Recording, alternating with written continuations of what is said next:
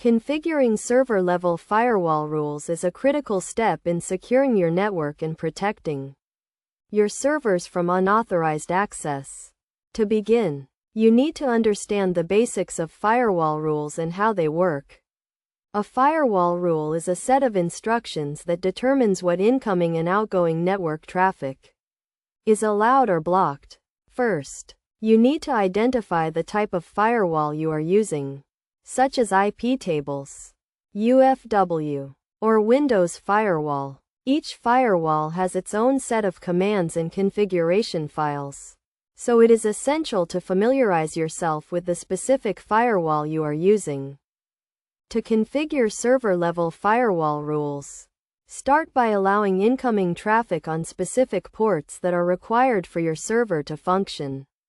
For example, if you are running a web server, you will need to allow incoming traffic on port 80 for HTTP and port 443 for HTTPS.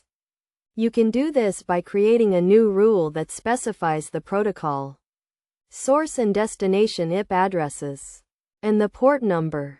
Next, you need to block all incoming traffic by default, and only allow traffic that is explicitly allowed by a rule.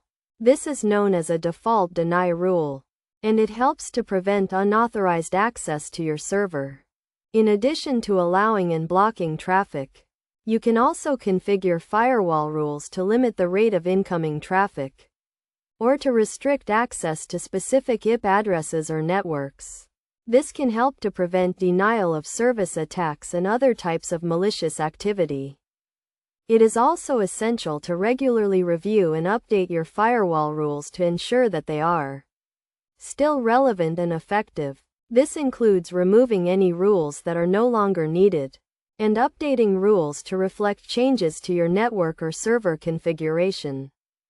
Best practices for configuring server-level firewall rules include using a layered approach to security, where multiple firewalls and security systems work together to protect your network. You should also use secure protocols such as SSH and HTTPS, and limit access to your server to only those users and systems that need it.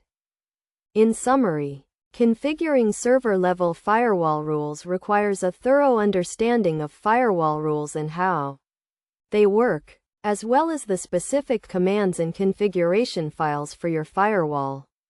By allowing incoming traffic on specific ports, blocking all incoming traffic by default, and regularly reviewing and updating your rules, you can help to secure your network and protect your servers from unauthorized access.